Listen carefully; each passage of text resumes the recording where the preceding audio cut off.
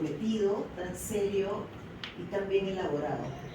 Al igual que tu exposición, se nota que te has adueñado de la temática y te has vinculado justamente con estas mujeres de quien has sido vos finalmente, ¿no? O sea, creo que a través de ti hemos conocido un poco estas historias y a través de ellas pensar en un montón de madres adolescentes que atraviesan por estas dos experiencias en paralelo.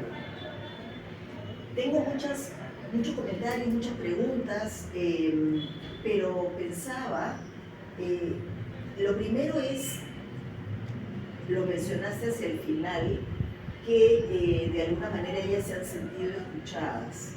Entonces me gustaría rescatar un poco desde tu experiencia misma, cómo fue este encuentro con todas esas historias y qué has recogido de ese sentir más allá de la información valiosa que nos compartes. Esa es una pregunta.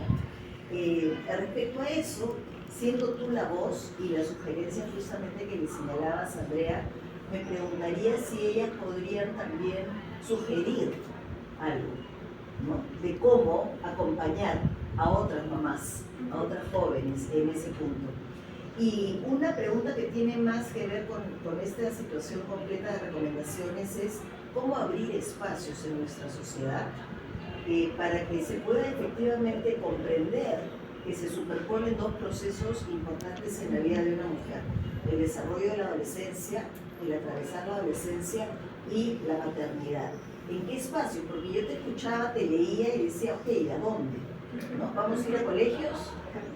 ¿Vamos a ir a universidad? Creo que estamos en un lugar importante y que nos da la oportunidad de hablarlo. Hablar de salud mental, de políticas o de propuestas, de proyectos o programas, cómo llegar a aquellos que van a desarrollar todas estas acciones. Entonces es una pregunta que me queda dando vueltas y la comparto contigo y con María Eugenia y con Andrea, porque es la parte de decir, ok, sabemos que es importante y valoro las recomendaciones. ¿Cómo hacer? Algunas ideas que tuvieras. Bueno, en principio ha sido muy retador escucharlas porque cada testimonio de forma incomparable ha sido muy emocionante, pero también sensibilizador, porque todas, en ningún caso se repetían algunas cosas, ¿no? Las cosas más generales de los cambios en la maternidad. Pero la vivencia fue muy particular y como mencioné en uno de mis apartados, ellas vivenciaron otros aspectos además de lo que yo les estaba preguntando, ¿no? Separación de padres, los trastornos de la conducta alimentaria, abandono de sus parejas. Entonces para mí ha significado, si bien no soy mamá, más una mayor sensibilización con ese rol, ¿no? Además de también justamente lo que ellas me comentaban, esa satisfacción de brindarles este espacio de escucha, porque desde ellas salía esta sugerencia de estos espacios deberían haber, pero antes. Y con antes se referían cuando estaban embarazadas, porque se pueden sentir acompañadas, y después, ¿no? Incluso muchas de ellas decían, creo que esto no hubiera pasado si mis papás me hubieran comentado o me hubieran hablado sobre qué era ser mamá, ¿no? Entonces, definitivamente eso abre espacio al diálogo, que es justamente la última de tus preguntas, que tiene que ver dónde se crean estos espacios. Creo que todos tenemos una tarea, como pongo en mi recomendación final, porque si bien hago una especial señalización a los agentes gubernamentales, creo que desde nuestro rol podemos sensibilizarnos primero con el tema. Pero los espacios en los que ellas se involucran, en principio son los colegios. Las adolescentes están en los colegios, ¿no? Entonces, en principio sensibilizar el tema. Hay un vacío teórico respecto a mi tema en específico porque el embarazo adolescente como problemática se conoce, pero claro, tiene que ver con derribar también muchos estigmas sobre hablar con ciertos temas, ¿no? Yo creo que es una tarea muy retadora que toma mucho tiempo, pero desde los diferentes roles, ¿no? Ya sea como estudiantes, como psicólogos, como profesores, etcétera, se pueden abrir espacios de escucha grupales incluso. No solo, bueno, la terapia de por sí ayuda mucho, pero un espacio compartido en el que ellas con otras jóvenes puedan contar sus experiencias es ya sanador de por sí. Entonces, abrir conversatorios, espacios que puedan ser accesibles también, ¿no? Porque también podemos poner ciertas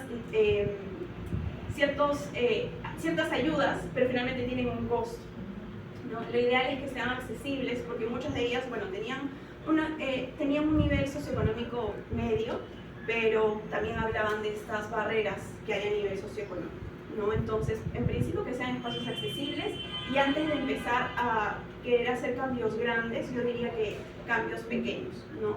Como la generación de espacios grupales, de por sí que se pueden, incluso en los mismos centros de salud mental, visibilizando esta problemática, creando esos espacios, ¿no?